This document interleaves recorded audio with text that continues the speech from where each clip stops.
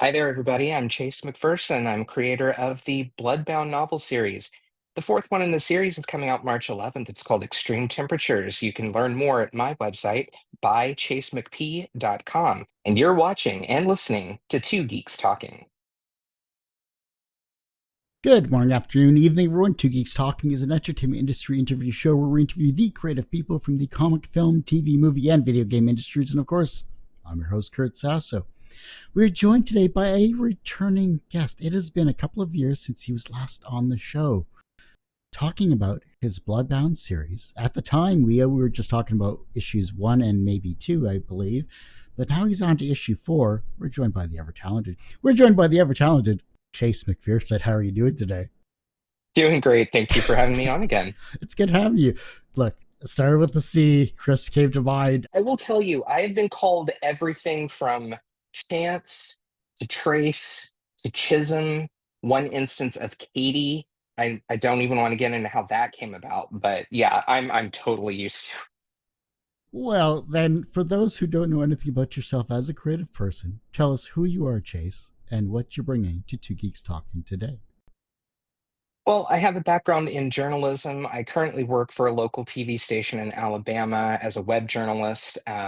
Every once in a while, I may appear on camera, so I've gotten used to creative writing, writing for various purposes, and um, I've had a love of the printed word right from the cradle. My grandmother was a high school librarian. She always encouraged me to read and write, and writing is a good cleaning catharsis for me. And so I've taken the liberty of creating a novel series with vampires, demons, um, mystery, espionage, romance, little bit of humor from time to time. And that series is called Bloodbound. I started writing it in the early 2010s. I kind of hit a writer's block three volumes in, and then 2 summers ago, I decided I would reboot the concept. Fast forward to now, and I'm about to release the fourth volume in that series, which I've called Extreme Temperatures. And because, at the time of recording this, it's winter, it's freaking cold up here, at least in Canada. I'm not sure how it is down in Alabama, but Oh yeah, 5 inches of snow at the start of the year, which was really great.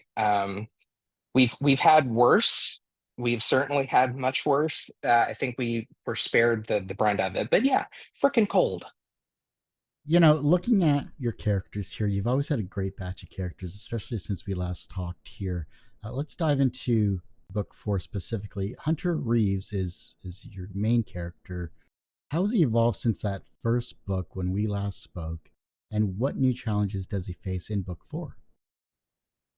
Evolution is a pretty good word for it. We've developed the fact that he is not only dealing with being a newly formed vampire, he also learned he has demonic lineage. We don't know specifically what type of demon lurks within him, and that's kind of the overreaching arc in this next series of books that I've got lined up.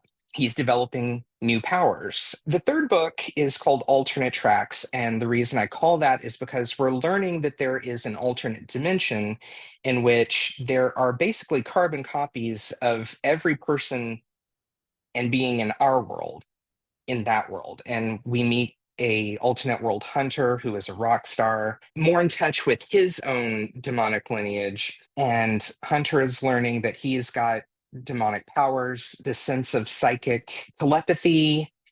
He can read other people's minds, get in touch with their worst fears, and kind of manifest them in an almost virtual reality sort of setting. He has the ability to absorb and project mental thoughts. And so in this fourth one, we're kind of dipping into that a little bit deeper and going into Hunter's dark recesses of his mind and actually touching on mental health themes, mental illness, depression, something that I have lived with, am living with, am dealing with. And Hunter thought he was escaping by becoming a vampire. He thought that, if all these physical limitations go away by becoming a vampire, maybe the mental health problems will go away as well. And we're learning in this fourth book that is not the case. How do these abilities and powers help you not only as a writer, but how do they help the readers that are actually consuming your books en masse?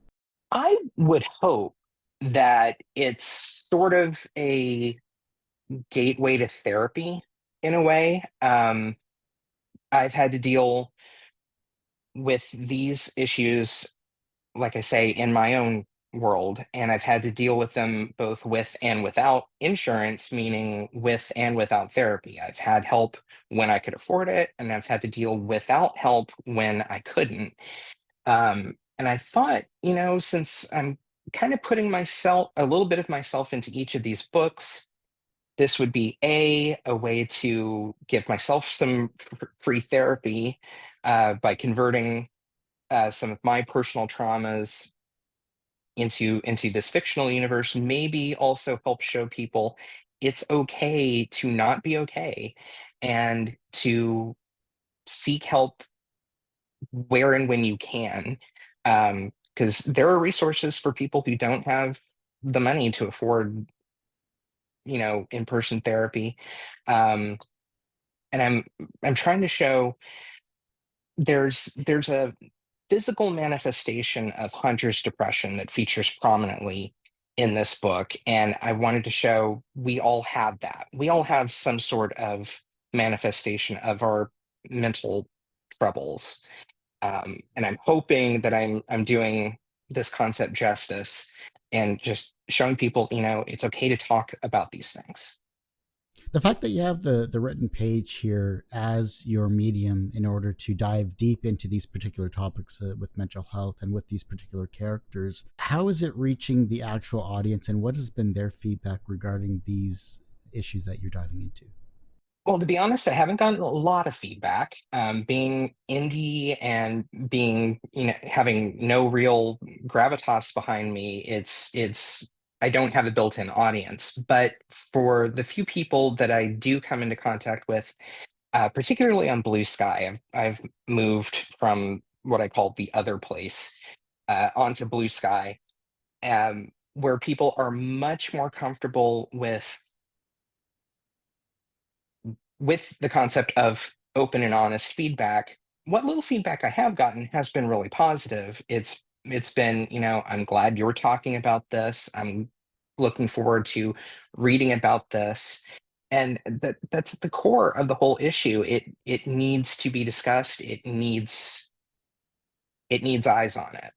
And I'm hoping that people gradually will put their eyes on this and be entertained by it, and maybe a little bit better informed as well. Looking at your characters here and the supporting characters that you have in this particular series, starting from book one to your latest book here that's coming out in March, you said, right? March 11th. Out of all of these characters that you've written, besides the main core characters, who are some supporting characters that we should really look out for that maybe will spark our own interest in the series? There are some supporting characters that have featured in almost every book. One of those is a medical. Uh, she was on the medical team, and her name is Dr. Ife. She departed in the second book to help run a homeless support organization in San Francisco. She comes back in this fourth book because she and Hunter have developed a good, strong bond. And Hunter's in dire straits in many ways in this fourth book. He is developing um, elemental powers, the power to create fire and the power to create ice. Hence the title Extreme Temperatures, because that's how I roll. Um, anyway, she comes back because she and Hunter always got on. Hunter found he was able to really open up to Dr. Ife, and that's going to be our conduit into the mental health discussion. Um, there's another member of the order, which is the organization to which all these characters belong, uh, called uh, Mugen. Um, he is also got some medical training, but he is more of a jack of all trades. You'll find him piloting the airplane or piloting the chopper or whatever. He's always there. He's got a lot of knowledge in his head and skills that suit virtually every situation. He's going to have a prominent role near the end of book four. Um, and there's going to also be a a character that was actually killed off in book three reappearing in book four in what I hope is an interesting way. Not like the whole Dexter thing where it's just it's all inside his head. No, definitely not. The fact that you have elements of fantasy, romance, and horror are really amazing to see in this particular series because you're really weaving that fluidly throughout your entire novels. That, from what I've gotten to read here, how do you balance that flexibility in your writing when it comes to these types of genres, especially when you're still trying to remain true to not only yourself as an author, to your characters as well? Well, I appreciate the good words. First of all, that's really good to hear. Um, it is a juggling act. It is hard to maintain a balance. It, in the writing process, especially in this last one, I read the first three chapters. I've probably read and reread more than a dozen times, and it's it's been really difficult actually to get this fourth book out. The previous series puttered out after the third. I had another series called The Memoirs of Abel Mondragon that also petered out after the third one because I tend to work in trilogies, but I was really determined to push the Bloodbound reboot further. And so I'm setting a lot of obstacles before I'm even writing page one. I have to get a fourth book out. I have got to continue the story and I've got to maintain interesting twists with all these characters. Um, so there's a lot of second guessing, there's a lot of triple guessing, rereading, rewriting. And then also, I'm having to tell myself, if you feel like you're hitting a wall, put it aside for a while. And I went almost 4 months without writing a single extra word. Um, and I told myself, embrace the pauses, think about what you want to think about, and then it'll come. And I've had a lot of sleepless nights over the last year for whatever reasons. And I noticed that I was getting ideas about how to continue this book during these moments of insomnia. So I'm just like, okay, you know what? Embrace it. So uh, one night I only had 45 minutes of sleep because I kept waking up saying, well, Hunter might want to say this, or Hunter might be seeing this or picking up on this. And then, okay, pick up the laptop, start typing, and it works. It works for me. It comes to the detriment of my sleep and my ability to recharge, but at the end of the day, I was able to get past the writer's block and get the fourth book written. It took almost 9 months total to get it written, compared to books one and two, which 6 weeks for the two of those. But just embracing, yeah, that was what I had to do. I had to embrace the pause and embrace the insomnia because apparently that's how my creative process is going to work. But you're also focusing on an end goal, though. You're focusing on finishing the actual book itself. You're focusing on writing a good story and writing connecting characters and doing your twists and everything like that. So you shouldn't have to rush what you need to rush because of some arbitrary deadline. Um, I mean, you look at authors these days, whether or not they can crank out books left and right year after year, then that's wonderful. But if you take a look at, say, Hallmark writers for those types of movies, they're churning them out like in a 4 week span. So you can't compare yourself to other people. Like your medium is what you enjoy doing, and you're getting the books out there. It would be worse for you if you literally just stopped for years on end, from a mental health perspective as well as from a writing perspective, because you would just kind of rust in terms of your creativity. But you're pushing through and you're doing what you need to get it done. That's why I think I'm also lucky in that I'm not trying to get signed with an actual publisher. I'm in control of my own story, for lack of a better term. Um, and if I trust myself and trust the process that works for me, the end product's going to be great. What is the most misunderstood aspect about being a writer and an author for people who don't follow that particular profession? I would say that probably the biggest misconception is that we are word and letter perfect 24 hours a day. Um, I can tell you, as from a web journalist perspective, that is definitely not the case. When you're trying to put actual facts out into the ether, it's very easy to make mistakes. We had a breaking news situation this past week, as a matter of fact, and someone had asked me to proofread an article, and I published it, and I missed in the very first paragraph. There was a bracket with the word today in it because we had pre-written, we had expected this thing to happen. So we wrote today in brackets, and I missed it. And so we put this article out that said date, parentheses, when it should have said Thursday. Um, and it's much the same thing with fiction writing or writing anything in the publishing industry. It's very easy to have a mistake go unnoticed for weeks, months, maybe even past publishing time.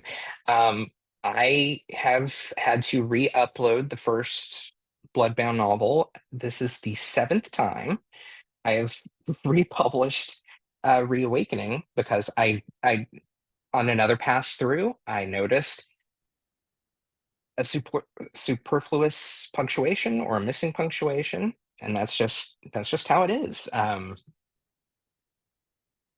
taking care of every aspect of getting this book published, including proofreading and editing. I asked people, as many people as possible, to proofread. They give me notes, all clear, and it still shows up. It's just how it's going to be. But I think that's also a positive for being an indie publisher. I can, if as soon as I find those mistakes, I can correct them and get the new version pushed out within a matter of minutes, as opposed to a bureaucracy of your Random House and your HarperCollins and whatever, where it's going to have to run through a chain of command, and then it's going to have to be completely reprinted. And too bad about these other copies that were printed. What can you do? So this is still all digital. Will you eventually make this into like a trade paperback or into a novel series or something like that, where you have a collected edition of all of your stories? If it's offered to me, certainly. I'm not gonna not field offers if an actual bona fide publisher comes along. I did try through the Amazon platform offering them in paperback and hardback, but their pricing structure just makes it unappealing. Because they have a certain benchmark. If your book is a certain number of pages, it's going to have to be offered at this minimum of a price. And so, whereas the digital versions are all 99 cents, the paperback version I couldn't sell for anything less than 13.19, and the paperback for 24.99, which I guess is kind of standard across the industry, but it's still too big of a disparity. I can't expect people to want to buy the physical copy when they can get the digital for under a buck. Yeah, yeah, and it's a lot easier to read digitally these days too. I mean, short of you turning your series into an audiobook, that's a possibility as well too. But it just comes down to the marketing side of things.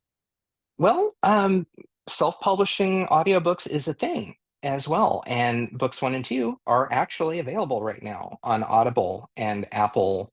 I found a marvelous voice actor. He goes by Gav VA. He's just like me in that he wants a career as a voice actor, voiceover artist. He does his own ASMR videos, his own YouTube channel, and I was listening to uh one of his YouTube tracks, and I was like, he's got the perfect diction for my story. I hear in my head as I'm writing someone narrating this as an audiobook, and it was damn perfect. And so I reached out to him and said, "Hey, would you be interested in doing this?" Fast forward a couple of months, and he just finished the second book in the series. He's about to start on the third. Um, and I kind of like having this avenue because I can help other people who are just like me, wanting to have their voice heard. In this case, actually wanting their voice heard, and offering them a platform for which to do that. So then, are you going to do any spin-off series, or have you any in the works? Like, I believe I briefly saw something on your website too. I'm curious about how that process is going for you, and what is it, I should say. Yeah, the last time we talked, I had mentioned that that I'd already planned out the next three books in the series, and that one of them was actually going to go into the backstory of one of our other main characters, an investigator by the name of Kai, who's actually the vampire who made Hunter. I decided actually to incorporate that spin-off novel into the narrative of book four. So, what you're going to see in book four is you're going to have one or two chapters of the main story with Hunter. And then we're going to have a chapter with Kai's backstory. And I've made it easy to tell because the font for the chapter title is going to be different. Um, and and I made that change because I recognized as I was reading the spinoff, I was halfway through the spinoff, and I was like, Kai's going through kind of the exact same thing Hunter is at this point. He's dealing with radical changes in his physical makeup, and he's dealing with doubt and depression and uh, darker ideations. And so I was like, we're going to combine. Um, that being said, I have thought of other ways to spin off the series. I'm not going to pursue those until I've finished.